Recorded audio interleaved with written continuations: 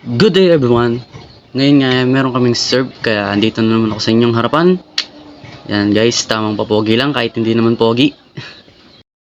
Kasama ko nga pala si Lawrence dyan guys. Sinintay niya na ako sa labas habang ako nandito pa nagsusuklay. Yan nga guys, tawag pa yung cellphone. Napapangitan sa pagmumukha ko.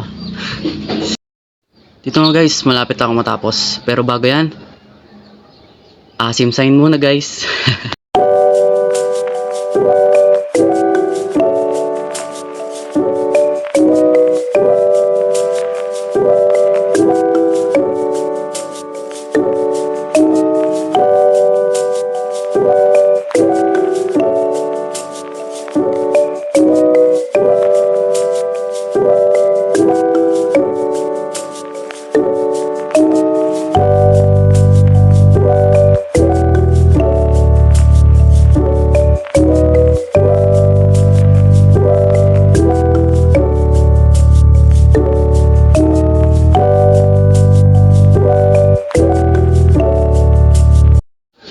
Ito nga guys, nandito na sa labas si Lawrence.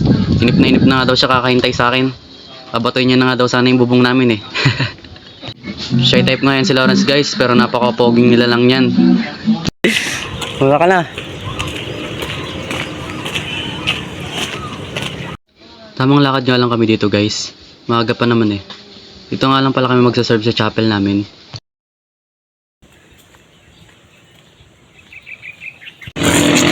Nakalak pa.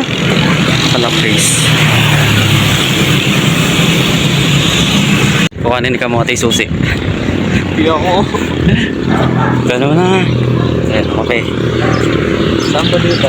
Dito. Ako po, ako. Ayan na. Tao po. Mag-grab ka. Tao po ako. Ha?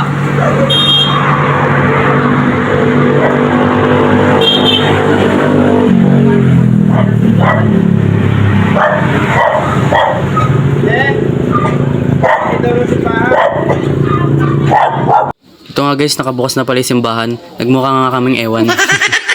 So yun guys, nakabukas pala. Wala tayo sa pedestrian lane guys. Oo, yung video.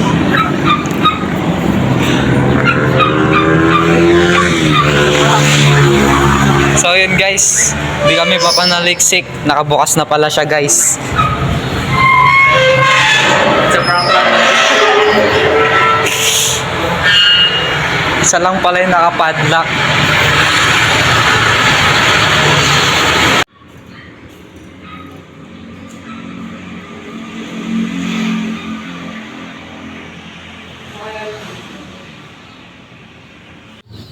Siya nga pala si Lods, ang creator ng heaven and earth.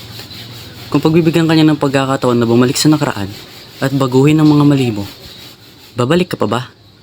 Kasi ako, hindi na. Sa mga pagkakamali ko na yon, doon ako natuto. At dahil sa kanya, nananatili akong matibay ngayon. Dito nga guys, nagbibis na kami. Kasi parating na si Father Jay.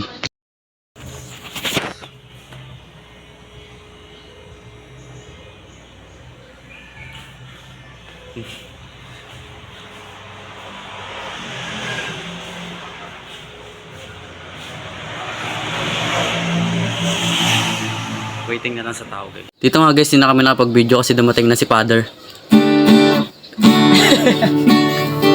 Habang nagbo-voice record niya ako, nagigitara si Lawrence. Dito nga guys, nilalabas na nila yung patay kasi natapos na yung misa.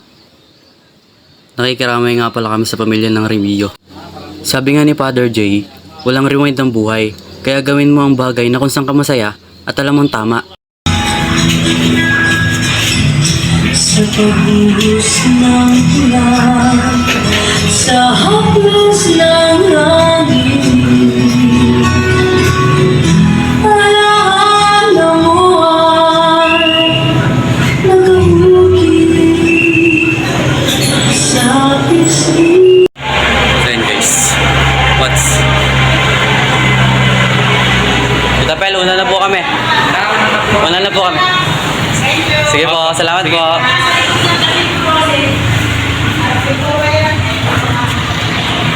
Daan tayo dito.